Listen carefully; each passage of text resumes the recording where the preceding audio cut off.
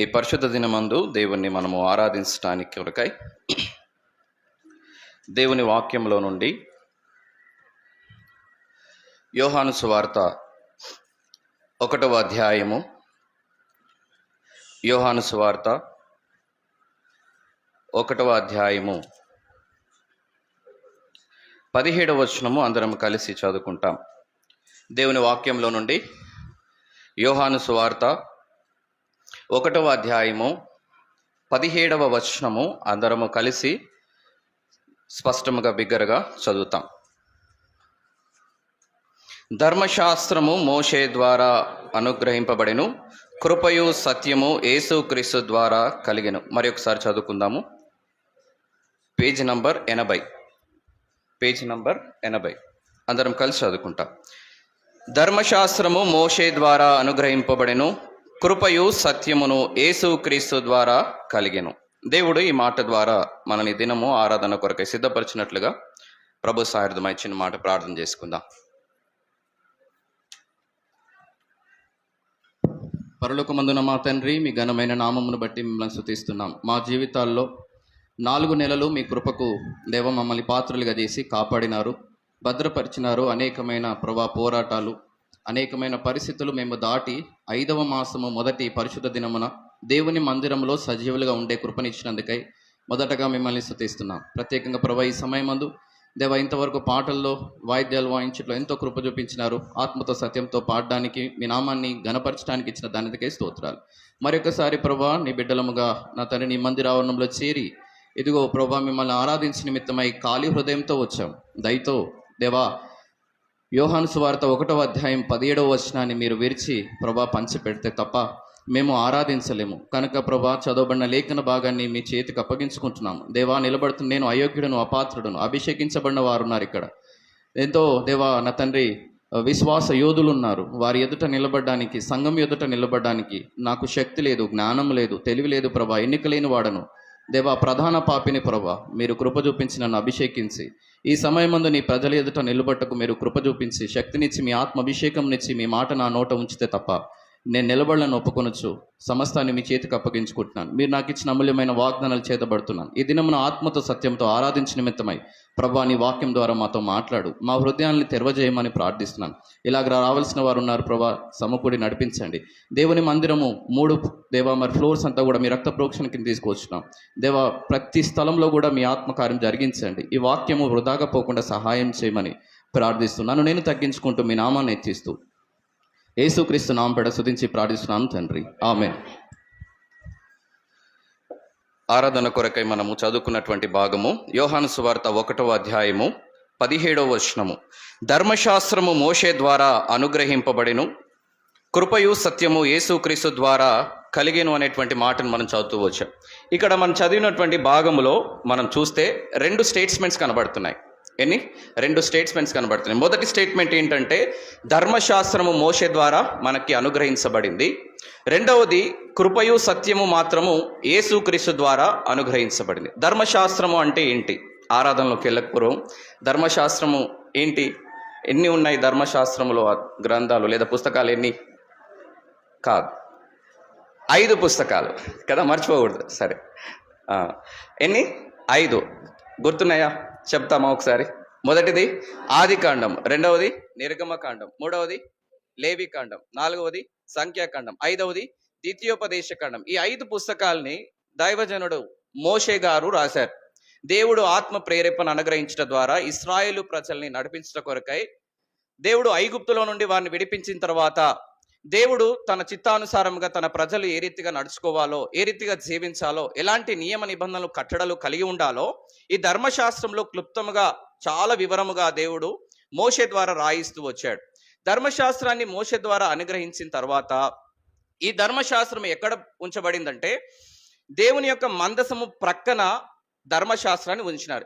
ఈ మాట మనం జాగ్రత్తగా గమనించాలి. దేవుని మందసము ప్రక్కన. ఆ మాట ఒకసారి చదువుదాము రండి. ద్వితీయోపదేశకాండం 31వ అధ్యాయము. దయచేసి చదవగలిగిన వారు వేగంగా తీసి సహాయం చేయవలసిందిగా మనవి.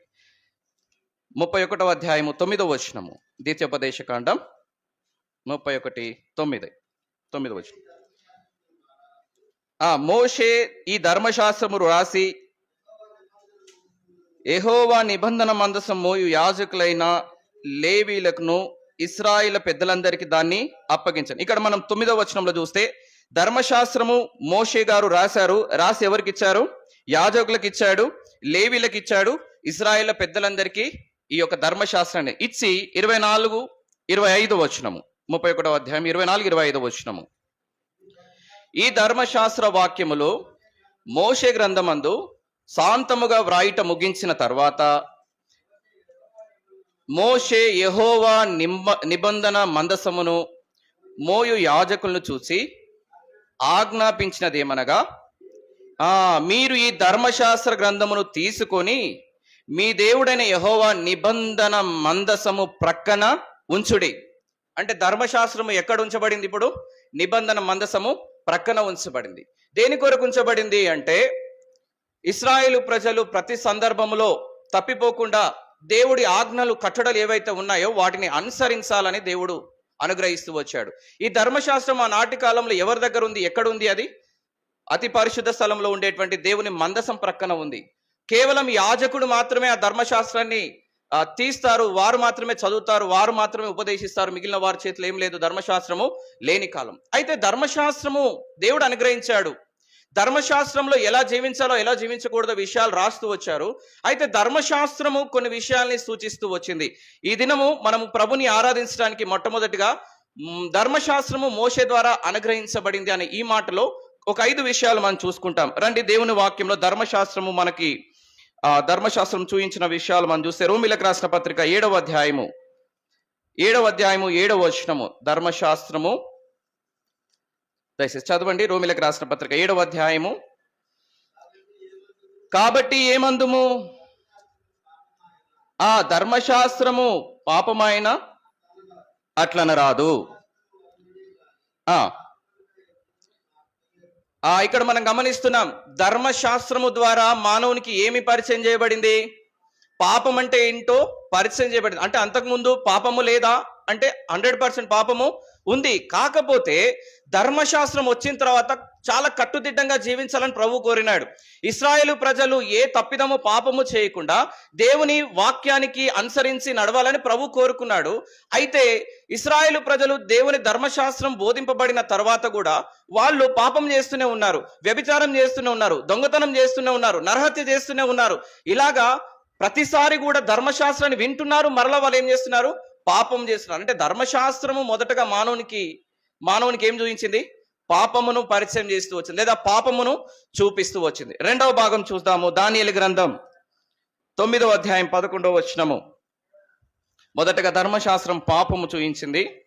రెండవదిగా దానియేలు గ్రంథం 9వ అధ్యాయం 11వ వచనము. మా దేవుడైన యెహోవా మాట వినకపోతిమి,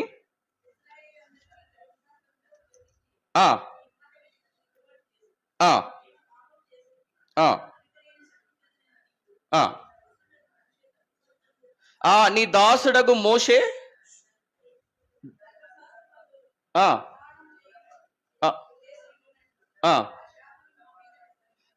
రెండవదిగా మనం చూస్తున్నాం, ధర్మశాస్త్రము అనుసరించకపోవటం ద్వారా, ధర్మశాస్త్రాన్ని అనుసరించి జీవించకపోవటం ద్వారా రెండవదిగా ఏం కుమ్మరించబడింది? శాపము మానవుని మీద కుమ్మరించబడింది. మొదటగా ధర్మశాస్త్రం పాపాన్ని మనకు చూపిస్తే, రెండవదిగా ధర్మశాస్త్రాన్ని అనుసరించకపోగా మానవాళి పైన శాపము కుమ్మరింపబడుతూ వచ్చింది. శాపం ఎక్కడి నుండి వచ్చింది? మొదటగా శాపం ఎక్కడి నుండి వచ్చింది? ఆదాము. ఎక్కడుంది ఆ మాట? ఆదికాండం 3వ అధ్యాయం 10వ వచనంలో రాయబడింది, దేవుడైన యెహోవా నేలను శపించినప్పుడు నేల ఏమైంది? ముళ్ళు, గచ్చ పొదలు, ముళ్ళ తుప్పలు మొలిచినాయి. ముళ్ళు దేనికి సాదృశ్యంగా ఉంది అంటే శాపమునకు గుర్తుగా ఉంది. ఈ శాపము మానవుని జీవితంలోనికి ప్రవేశించింది. ఆదికాండం 3వ అధ్యాయంలో ప్రవేశింపబడిన శాపము ధర్మశాస్త్రానికి వచ్చేసరికి ఏమైంది? మానవుని మీద అది కుమ్మరించబడతా వచ్చింది. అంటే నిలువెల్లా మానవుడు దేంతో కృంగిపోయినాడు? దేని చేత నింపబడుతూ వచ్చాడు? శాపము చేత నింపబడుతూ వచ్చాడు. మరి ఒక భాగం చూసుకుందాం. నిర్గమకాండం 21వ అధ్యాయము 23వ వచనము. ధర్మశాస్త్రము అనుసరించకపోవటం ద్వారా కలిగినటువంటి నష్టాలు. నిర్గమకాండం 21వ అధ్యాయము 23వ వచనం.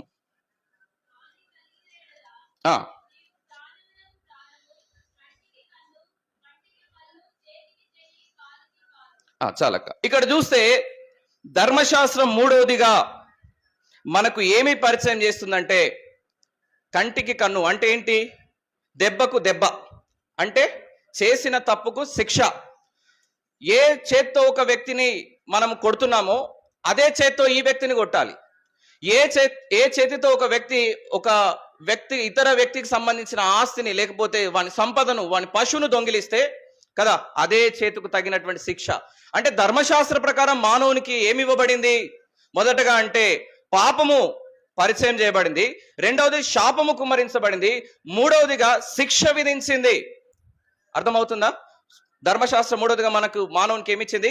శిక్షను విధిస్తూ వచ్చింది. ఇప్పుడు ఖచ్చితంగా పాపం చేసిన ప్రతి ఒక్కరి మీద ఏముంది? ఇప్పుడు ధర్మశాస్త్ర ప్రకారం శిక్ష ఉంది. నాలుగవదిగా చూద్దాం. నాలుగవదిగా రోమీలకు రాసిన పత్రిక 2వ అధ్యాయము 12వ వచనము. రోమీలకు రాసిన పత్రిక 2వ అధ్యాయము. దేవునికి పక్షపాతము లేదు, ధర్మశాస్త్రము లేక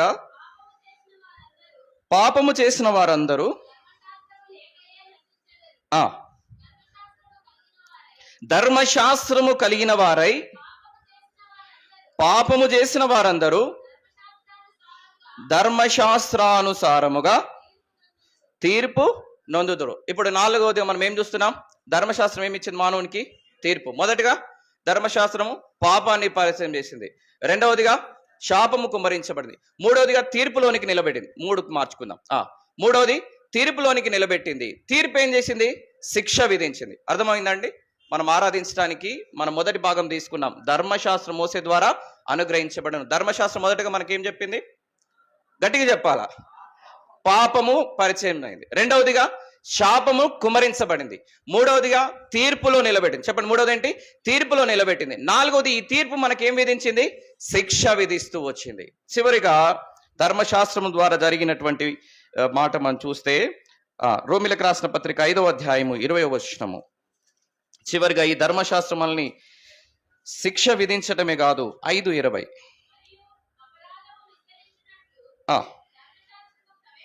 ధర్మశాస్త్రము ప్రవేశించెను, అయినను పాపము మరణమును ఆధారము చేసుకొని చాలు. ఇక్కడ 5వది ధర్మశాస్త్రం దేన్ని ఆధారం చేసుకుంది? పాపమును ఆధారం చేసుకుంది. ఈ పాపమును బట్టి కలిగిన రెండవది ఏంటి? శాపము. మూడవదిగా తీర్పు. నాలుగవదిగా శిక్ష. ఇప్పుడు ఈ శిక్ష మొదటి పాపమును ఆధారం చేసుకొని మానవుని మీద ఏం వెళ్తుందంట? మరణము వెళ్తుంది. చెప్పండి, ఏం వెళ్తుంది? మరణమును వెళ్తుంది. అంటే మానవుని జీవితంలో ధర్మశాస్త్రము అనుసరించకపోవటం ద్వారా, దేవుని మాటకు విధేయత చూపెట్టకపోవటం ద్వారా మానవాళి అందరిపైన కూడా మొదటిగా ధర్మశాస్త్రం ద్వారా పాపము, శాపము, తీర్పు, శిక్ష, మరణము కలిగింది. ఇట్టి మరణం నుండి విడిపించేటువంటి శక్తి దేనికి లేదు అంటే ధర్మశాస్త్రానికి లేదు. ధర్మశాస్త్రం ఎలా జీవించాలో, ఎలా నడుచుకోవాలో దేవుడు చెప్పాడు, కానీ ధర్మశాస్త్రంను బోధించినారు, కానీ పాపము చేయకుండా ఆపలేకపోతూ వచ్చారు. అర్థమవుతుందా? ధర్మశాస్త్రం ఏం చేయలేకపోయింది? మానవుణ్ణి పాపము చేయకుండా ఆపలేకపోయింది. మానవుణ్ణి శిక్ష నుంచి తప్పించే అవకాశము లేకుండా పోయింది.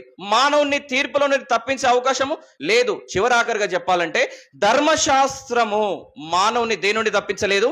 మరణం నుండి తప్పించలేదు. ఇప్పుడు మరణం నుండి తప్పించలేనటువంటి స్థితిలో ఉన్నటువంటి ఈ పరిస్థితిని దేవుడు జ్ఞాపకం చేసుకుని, దేవుడు కనికరించి తన స్వహస్తాలతో నిర్మించినటువంటి మానవుడు ఆ రీతిగా పాపమును బట్టి, శాపమును బట్టి, తీర్పును బట్టి, శిక్షను బట్టి, మరణను బట్టి నశించుట దేవునికి ఇష్టము లేక దేవుడు ఒక కార్యము చేయాలనుకున్నాడు. ఏంటి ఆ కార్యము? రండి, రోమీలకు రాసిన పత్రిక 5వ అధ్యాయము 18వ వచనము. 5:18.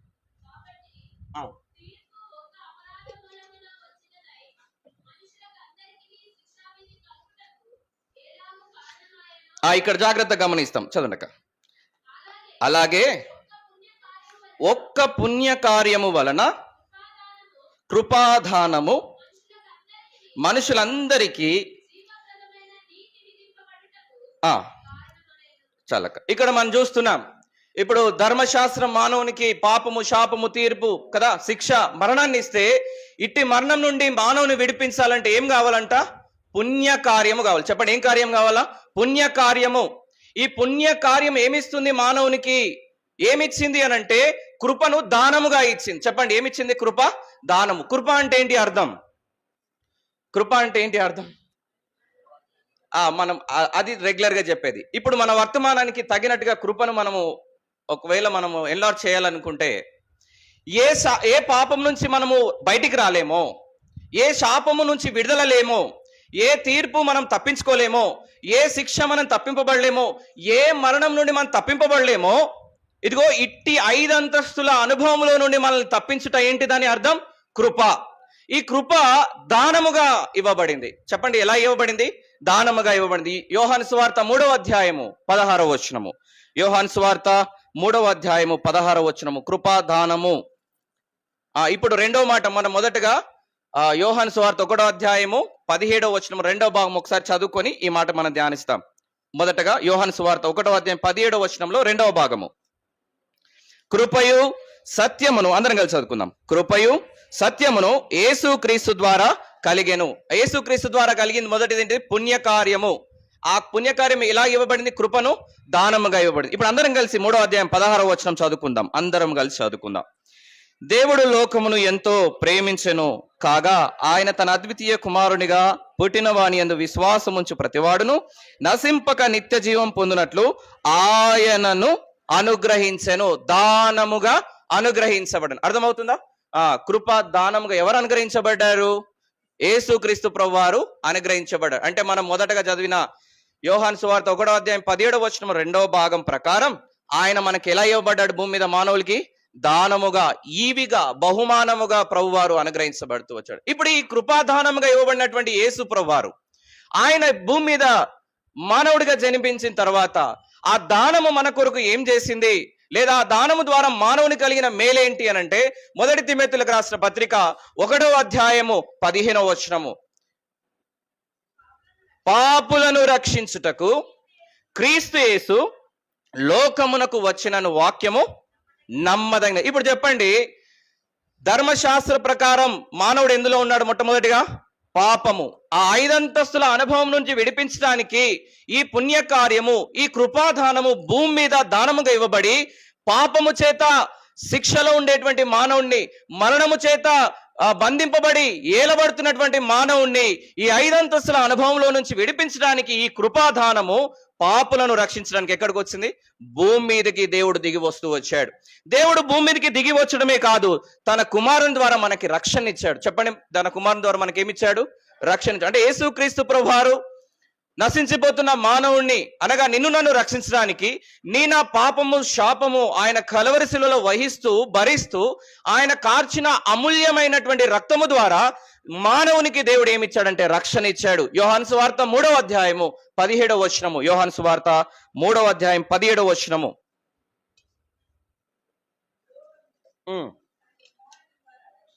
లోకము తన కుమారుని ద్వారా రక్షణ పొందుటకే గాని లోకమునకు తీర్పు తీర్చడానికి రాలేదు. అంటే భూమి మీద దేవుని కుమారుడు ఎందుకు పంపబడ్డాడు అంటే తీర్పు తీర్చడానికి రాలే. మొదటగా యేసుక్రీస్తు ప్రభువారు లోకంలోనికి ఎందుకు వచ్చాడంటే నశించిపోతున్న మానవుణ్ణి తండ్రితో సమాధానపరచడానికి వచ్చాడు, తీర్పు తీర్చడానికి రాలా. ఆయన ప్రేమించాడు. మనం యోహాను సువార్త 3:16లో ఆయన లోకమును ప్రేమించాడు, మానవుని ప్రేమించాడు. ఆ ప్రేమను చూయించడానికి వచ్చాడు మొదటగా. ఇప్పుడు రెండవసారి రాబోతున్నాడు. ఆయన రెండవ రాకడలో ఆయన ఉగ్రతతో రాబోతున్నాడు. రెండవ రాకడలో ఆయన అతి భయంకరంగా రాబోతున్నాడు. అది తర్వాత విషయం. ఆరాధనలో ఉన్నాం గనక ఆయన ప్రేమను చూపించడానికి వచ్చాడు. ఇప్పుడు తన కుమారుని ద్వారా 17వ వచనం ప్రకారం లోకము తన కుమారుని ద్వారా ఏం పొందాలంట? రక్షణ పొందటానికే ఆయన వచ్చాడు. అంటే ఈ దినమున దేవుని మందిరంలో, ఏలిము ప్రార్థనలో మందిరంలో కూర్చున్న మనం అందరం కూడా ఆయన చేసిన త్యాగాన్ని గుర్తించిన వారమై, యేసు ప్రభువారు నా పాపముల నిమిత్తమై చనిపోయాడు, సమాధి చేయబడ్డాడు, తిరిగి మృత్యుంజడై లేచాడు అనేటువంటి సంపూర్ణమైన విశ్వాసము కలిగిన వారమై ఉన్నాము. కాబట్టే దేవుని ప్రజలుగా చేయబడి ఆయన నామమందు విశ్వాసం ఉంచి ఆయన ఇంటికి వచ్చి దినమున మనం ఇప్పుడు ఏం చేయబోతున్నాం? ఆయన్ని ఆరాధించబోతున్నాం. సరే, కృపయు సత్యము యేసుక్రీస్తు ద్వారా కలిగింది. ఎలా కలిగింది? పుణ్యకార్యం ద్వారా. రెండోది, కృపను దానంగా ఇచ్చాడు, తన కుమారుని ఇచ్చాడు. మూడవదిగా ఈ కుమారుడు ఏం చేశాడు? మన పాపములను ఆ 1 తిమోతి 1:15 ప్రకారం పాపులను రక్షించడానికి వచ్చాడు. యోహాను సువార్త 3:17 ప్రకారం ఆయన ఏమైనాడు? తన కుమారుని ద్వారా మనకేమిచ్చాడు? రక్షణ ఇచ్చాడు. గలతీలకు రాసిన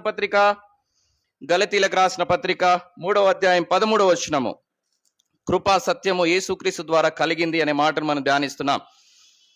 గలతీలకు రాసిన పత్రిక 3:13 కింది భాగం చదువుదాము, అందరం కలిసి చదువుకుందాం. యేసుక్రీస్తు ద్వారా అక్కడ నుంచి చదువుకుందాం. 13-14 కలిసి ఉన్నాయి, అందరం కలిసి చదువుకుందాం. చదవండి. క్రీస్తు యేసు ద్వారా అన్యజనులకు కలుగుటకై క్రీస్తు మన కోసము శాపమై మనలను ధర్మశాస్త్రం యొక్క శాపము నుండి విమోచించెను. ఇందుని గూర్చి మ్రాను మీద వ్రేలాడిన ప్రతివాడు శాపగ్రస్తుడని వ్రాయబడింది. ఇక్కడ ఏ శాపము నుండి మానవుడు విడిపింపబడలేదో, ఏ శాపము మానవుని కుమ్మరించి ముంచివేస్తూ వచ్చిందో, ఇట్టి శాపము నుండి విడిపించబడటానికి, ధర్మశాస్త్రం యొక్క శాపం నుండి విడిపించబడటానికి ఆయన ఏమవుతూ వచ్చాడు? శాపముగా చేయబడుతూ వచ్చాడు. శాపముగా ఆయన ఎక్కడ వ్రేలాడుతూ వచ్చాడు? మ్రాను మీద వ్రేలాడుతూ వచ్చాడు. మనము యోహాను సువార్త 1:17లో 2వ భాగం ఏం చూస్తున్నాం? కృప సత్యము. ఇక్కడ కృప అనేటువంటి నిలువు కొయ్య పైన, సత్యము అనేటువంటి అడ్డు కొయ్య పైన నా శాపమును వహించినటువంటి దేవుడు ఆ కలువరి శిలువ పైన ఆయన ఏం చేస్తున్నాడు? శాపగ్రాహిగా చేయబడతా ఉన్నాడు. పాపము చేసిన మానవుడు ఒకవేళ మరణానికి పాత్రుడిగా ఉంటే, మరణ శిక్షకు ఆయనకి రుజువు చేయబడి ఆయన్ని చంపాలనుకుంటే, ధర్మశాస్త్ర ప్రకారం ఏముందంట? మ్రాను ఉంది. చెప్పండి, ఏముంది? మ్రాను ఉంది. ఉందా లేదా? ఉందా లేదా? డౌట్ కదా. సరే చూద్దామా. ద్వితీయోపదేశకాండం 21వ అధ్యాయము 22-23. ధర్మశాస్త్రము మరణ శిక్ష కొరకు విధించబడినటువంటి శిక్ష ఏమైనదో రాయబడిన మాట చూద్దాం. ద్వితీయోపదేశకాండం 21వ అధ్యాయము 22-23.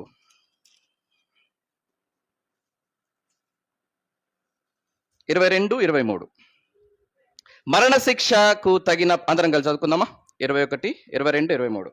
మరణ శిక్షకు తగిన పాపము ఒకడు చేయగా అతని చంపి మ్రాను మీద వ్రేలాడదీసిన ఎడల అతని శవము రాత్రి వేళ మ్రాను మీద నిలవకూడదు.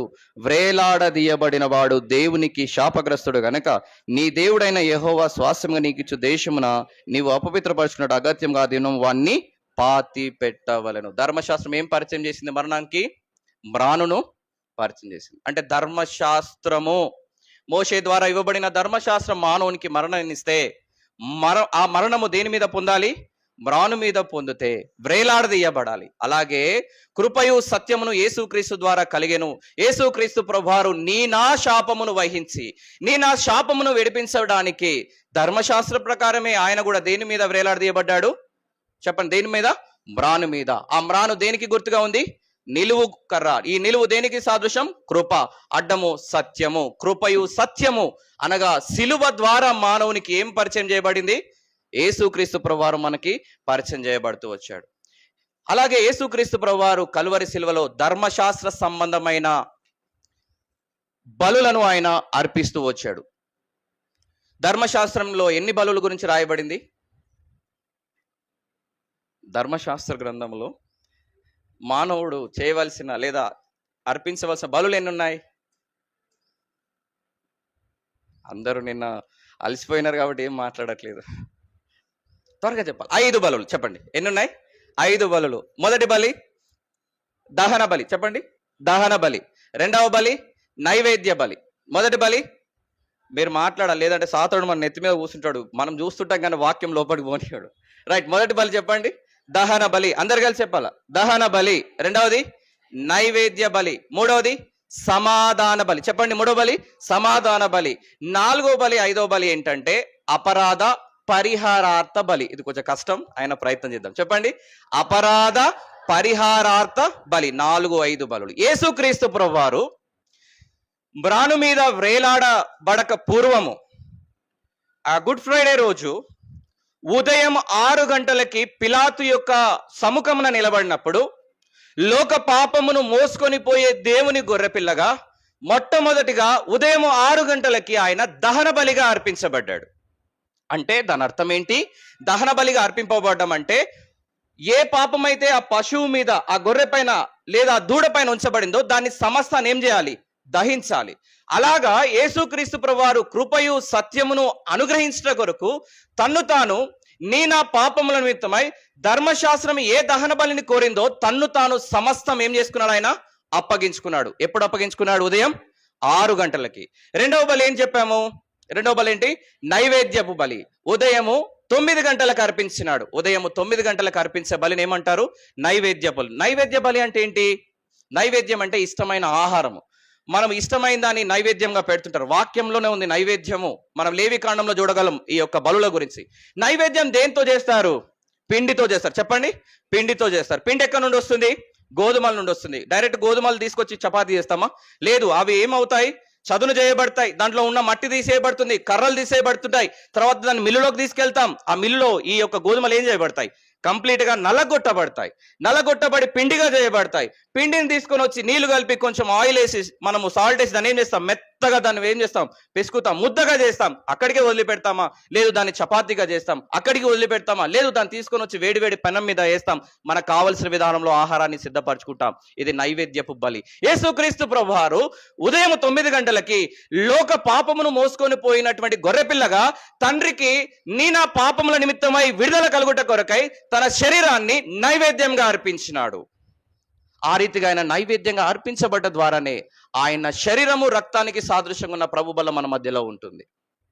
మూడవదిగా మధ్యాహ్నం 12 గంటలకి ఆయన సమాధాన బలి అర్పించినాడు. ఈ సమాధాన బలి దేనికి గుర్తుగా అంటే సృష్టికర్త అయినటువంటి దేవునికి ఆయన ద్వారా చేయబడ్డ మానవునికి మధ్యలో ఉండేటువంటి అగాధము పూడ్చడానికి, ఈ సృష్టికర్త అయిన తండ్రికి లోకంలో ఉన్న మానవునికి మధ్య ఉన్న పాపం ద్వారా కలిగినటువంటి ఎడబాపును సమకూర్చడానికి, కలపడానికి దేవుని కుమారుడైనటువంటి యేసుక్రీస్తు ప్రభువారు లోకాన్ని ప్రేమించి ఆయన కల్వరి శిలువలో ఆ మధ్యాహ్నం ఎండు టెండలో ఆయన సమాధాన బలిని అర్పిస్తూ వచ్చాడు. ఆ సమాధాన బలిని అర్పించడం ద్వారా, ఆ శిలువ ద్వారా పాపి అయిన మానవుడు, పరలోకపు తండ్రి ఉభయులు ఏకము చేయబడుతూ వచ్చారు. అందుకొరకు మధ్యాహ్నం 12 గంటల నుంచి మనం గమనిస్తే 3 గంటల వరకు కఠినమైన చీకటి వచ్చింది. ఆ చీకటిలో యేసుక్రీస్తు ప్రభువారు ధర్మశాస్త్ర సంబంధమైన అపరాధ పాప పరిహారార్థ బలిని సంపూర్ణంగా ఏం చేస్తూ వచ్చాడు? అర్పిస్తూ వచ్చాడు.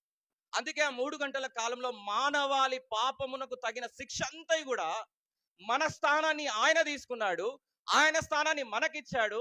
తండ్రి కూడా కుమారుడు పొందుతున్న శిక్షను చూడలేక, ఆయన నిష్కలంకమైన వాడు, పాపమును చూడలేని వాడు గనుక తండ్రి భూమి మీద ఆ గడియలో ఏం కలిగిస్తూ వచ్చాడు? 3 గంటలు కఠినమైన చీకటిని అనుమతిస్తూ వచ్చాడు. ప్రియ సహోదర సహోదరి, ధర్మశాస్త్రం మోషే ద్వారా ఇవ్వబడింది.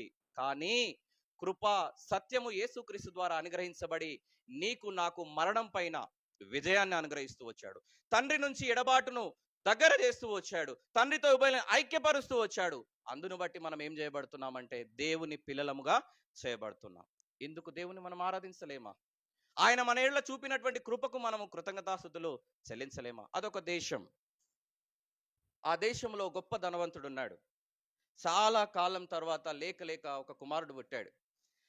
ఆ కుమారుడిని జన్మనిస్తూనే ఆ పురిటి వేదనలోనే తల్లి మరణించింది. అయ్యో, కుమారుడు పుట్టాడని సంతోషపడాలా, మరోవైపు కుమారుడి ఆలన పాలన చూసుకోవడానికి భార్య లేదని బాధపడాలో అర్థం కాలేదు ఆ ధనవంతునికి. అయినా సరే చాలా కాలం తర్వాత ఒక కుమారుడు అనుగ్రహించినాడు కాబట్టి ఆ కుమారుని అల్లారు మొద్దుగా పెంచడం మొదలుపెట్టినాడు. ఆ కుమారుని చూసుకోవడానికి చాలా మంది పనివారిని పెట్టినాడు. ఆ కుమారుని అల్లారు మొద్దుగా పెంచుతూ వచ్చాడు. అలాగా కుమారుడు ఎదుగుతూ వచ్చాడు. తండ్రితో అన్ని విషయాల్లో చక్కని సహవాసం కలిగి ఉన్నాడు. ఆ ఇంటిలో తనకుండేటువంటి సమస్తమైనటువంటి వాటిలో స్వేచ్ఛపరుడై ఉండి చక్కగా తండ్రి కోరుకున్న విధానంలో కుమారుడు పెరుగుతూ వచ్చాడు. అలాగా ఆ కుమారుడు పెరుగుతూ ఎదుగుతూ తండ్రికి అనుకూలంగా ఉంటూ మంచి చదువు చదువుకున్నాడు. ఆ దేశంలో చదువుకున్న తర్వాత చదువు ముగించబడింది. ఒక దినం నా కుమారుడు వచ్చాడు. తండ్రితో మాట్లాడుతున్నాడు. నాన్న, నేను బాగా చదువుకున్నాను కదా, నేను ఒక ఉద్యోగం చేయాలని కోరుకుంటున్నానని అన్నాడు. అయితే తండ్రి అన్నాడు, ఇన్ని వేల కోట్లకు ఆస్తిపరుడివి, విద్య ముగించుకొని వచ్చావు, చదువు అయిపోయింది, నువ్వు వచ్చి నా బిజినెస్ని టేక్ ఓవర్ చేస్తావు అనుకున్నా. కానీ నువ్వేంట్రా, ఏం చేస్తాడంట, ఉద్యోగం చేయాలనుకుంటా. నువ్వే కొన్ని వేల మందికి ఏమి ఇస్తావు? జీతాలు ఇస్తావు. నువ్వు ఇంకొకరి దగ్గరికి వెళ్ళి చేయి చాపడం ఏంటి అని అన్నాడు. అప్పుడు ఆ కుమారుడు అన్నాడు, లేదు నాన్న, ఇంత కష్టపడి చదువుకున్నాను కదా, కొద్ది రోజులే చేస్తాను, కొద్ది రోజులు ఒక ఉద్యోగం చేస్తాను, ఎందుకంటే చదువుకి తగినటువంటి నేను చదివిన దానికి ఒక రుజువును నేను చూపించుకోవాలి కదా, నాకు కూడా కెపాసిటీ ఉందని నా కింద పనిచేసే వారు గుర్తించాలంటే నేను కూడా బయట పనిచేసి వస్తే అనుభవం కూడా వస్తుంది కదా నాన్న, ప్లీజ్ అని బ్రతిమాలన్నాడు. తండ్రి ఒప్పుకున్నాడు. అలాగా కుమారుడు అతి కష్టపడి ఆ దేశంలో ఉండేటువంటి అతి కష్టమైన పరీక్షను రాసినాడు. ఆ పరీక్షలో ఉత్తీర్ణ అయినాడు. ఒక గొప్ప ఉద్యోగాన్ని సాధించినాడు తన యొక్క జ్ఞానము ద్వారా. ఆ ఉద్యోగం ఏంటంటే ఆ దేశ సంరక్షణకు ఉపయోగించేటువంటి ఆర్మీ వ్యవస్థ, మిలిటరీ వ్యవస్థలో ఉన్నతమైన ఆఫీసర్గా ఆయన ఉద్యోగాన్ని సాధించినాడు. ఆ వార్త విన్నాడు తండ్రి, ఎంతో సంతోషించినాడు. నా కొడుకు ఇంత ప్రయోజకుడా, ఇంత జ్ఞానము గలవాడా, అయితే తప్పకుండా నాకున్నటువంటి కంపెనీ వ్యాపారాలు నా కుమారుడు ఏం చేస్తాడు, ఇంకా అభివృద్ధిలోనికి తెస్తాడు అనుకున్నాడు. అలాగా కుమారుడు ఉద్యోగానికి వెళ్ళిపోయాడు. ఉద్యోగంలో చక్కగా ఆయన అక్కడ విధులు నిర్వర్తిస్తున్నాడు. సమయం దొరికినప్పుడల్లా తండ్రి దగ్గరకు వస్తున్నాడు. తండ్రి దగ్గరకు వచ్చినప్పుడు తండ్రి కూడా తనకున్న బిజినెస్ షెడ్యూల్స్ అన్ని క్యాన్సిల్ చేసుకుంటున్నాడు. కుమారుడు వచ్చినప్పుడు సంపూర్ణంగా తండ్రి సమయాన్ని ఇస్తున్నాడు. అలాగా సమయాన్ని ఇచ్చి తండ్రి కుమారుడు ఎంతో సంతోషిస్తున్నాడు. అలాగా రోజులు గడిచిపోతా ఉన్నాయి. కుమారుడు వస్తున్నాడు, వచ్చినప్పుడు తండ్రితో సంతోషంగా ఉంటున్నాడు, మళ్ళీ తన ఉద్యోగానికి వెళ్ళిపోతున్నాడు. ఇలాగా జరుగుతున్న సందర్భంలో ఒక దినమున ఉదయకాలం ఒక ఫోన్ కాల్ వచ్చింది. ఎక్కడ నుండి అంటే తను పనిచేస్తున్న ఆఫీస్ నుండి వచ్చింది. సార్, నిన్న జరిగినటువంటి శత్రుదేశంతో జరిగినటువంటి యుద్ధంలో మీ కుమారుడు చనిపోయాడు సార్, దయచేసి మీరు రండి, మీ కుమారుని యొక్క పార్థివ దేహాన్ని సైనిక లాంఛనాలతో మేము పంపిస్తాం, దయచేసి మీరు వచ్చి మీ యొక్క కుమారుని పార్థివ దేహాన్ని కలెక్ట్ చేసుకోమని చెప్పాడు. ఇంతలోనే తండ్రి గుండె పగిలింది. ఆ తండ్రి రోధిస్తున్నాడు, అయ్యో ఏకైక కుమారుడే, ఇన్ని వేల కోట్ల ఆస్తిపరుడే, అయ్యో ఒక్క మాట నా మాట వినుంటే ఎంత బాగుండేదే, అయ్యో చనిపోయాడే అని ఆ తండ్రి దిక్కులు పెక్కటిలలాగా రొమ్ము బాదుకుంటూ ఏడుస్తున్నాడు. సరే, మొత్తానికి వెళ్ళాడు. ఎంతో వేదనతో తన యొక్క అల్లారు ముద్దుగా పెంచుకున్నటువంటి ఏకైక కుమారుని తెచ్చుకున్నాడు. కన్నీటితో చాలా ఘనముగా కుమారుని పాతి పెట్టినాడు.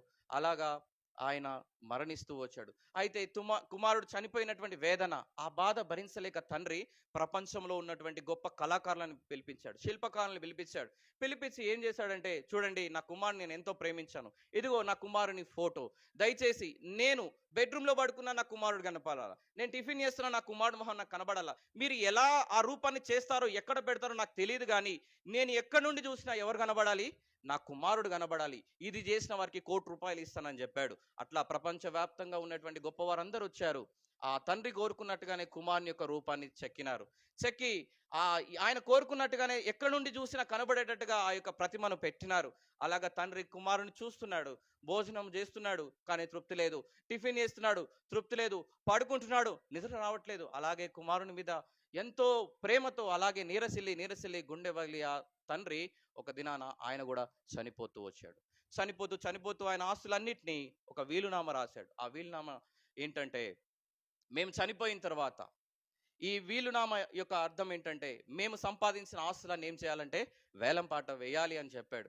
కాబట్టి అక్కడ ఉన్నటువంటి వారు వేలంపాట వేయడానికి సిద్ధపడ్డారు. ప్రభుత్వంతో మాట్లాడారు. ఎందుకంటే చనిపోయిన వారు మామూలు వ్యక్తి కాదు, వేల కోట్ల ఆస్తిపరుడు కాబట్టి ఆ వేలంపాట వేయడానికి కొరకు చాటింపేశారు. ప్రపంచంలో ఉన్న ధనవంతులందరూ కూడా ఆ స్థలానికి వచ్చారు.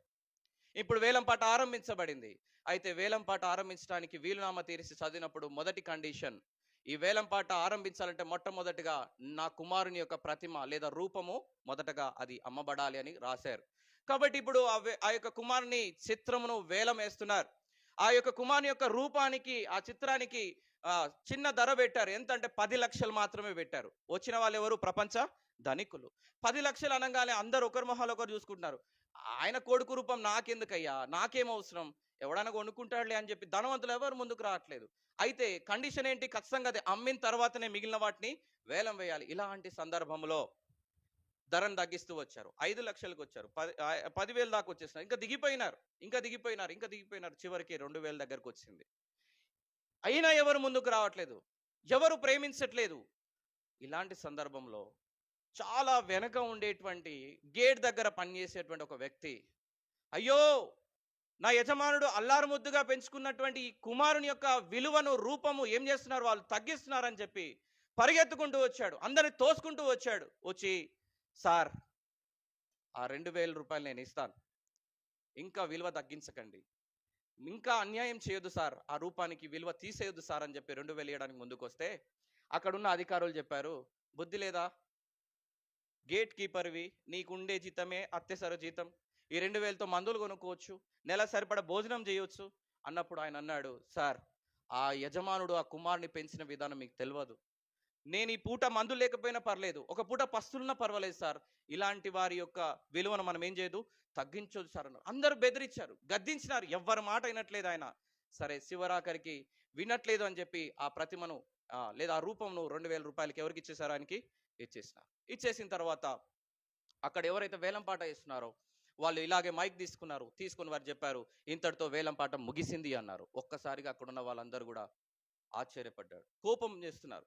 ఏమైంది, పిచ్చా మీకు, ఈ వేలంపాటలో పాల్పొందడానికి లక్షల రూపాయలు మేము స్పెషల్ ఫ్లైట్స్ వేసుకొని వచ్చాం, ఏమి తమాషా చేస్తున్నారా అని అందరూ ఆర్గ్యుమెంట్ చేస్తున్నప్పుడు అక్కడ ఉన్నటువంటి అధికారి వీలునామా తీసి చదివినాడు. రెండవ మాట, ఎవరైతే నా కుమారుని ప్రేమించి ఆయన రూపాన్ని కావాలని కోరుకుంటారో ఇదిగో వాళ్లకు మాత్రమే నా సమస్త ఆస్తి పైన హక్కు వాళ్ళకి కలిగింది, అతను మాత్రమే నా 1000 కోట్ల ఆస్తులకు హక్కుదారుడు అని చెప్పాడు. కథ కట్ చేస్తే 2025 సంవత్సరాల క్రితం పరలోకపు తండ్రి తన కుమారుణ్ణి లోకానికి పంపిస్తూ వచ్చాడు ఒక బాధ్యతనిచ్చి. ఆ బాధ్యతను నెరవేరుస్తున్న క్రమంలో ఆ కుమారుడు ఈ లోకంలో తన మానవాళి రక్షించడానికి తన ప్రాణాన్ని పెడుతూ వచ్చాడు.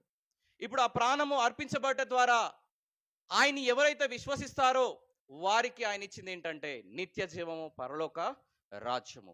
ఆ కుమారుడు దేశ రక్షణ కొరకు చనిపోతే ఈ పరలోకపు తండ్రి కుమారుడు లోకంలో ఉన్న నీ కొరకు నా కొరకు ఆయన ఏం చేసినాడు, చనిపోయినాడు. నీకు నాకేమి ఇవ్వడానికి, నిత్య జీవం, పరలోకం ఇవ్వడానికి. ఇలాంటి పరలోకపు తండ్రికి ఉదయకాలం మన హృదయాన్ని అర్పించి ఆయన్ని ఆరాధిస్తాం. దేవుడి వాక్యం దీవించును.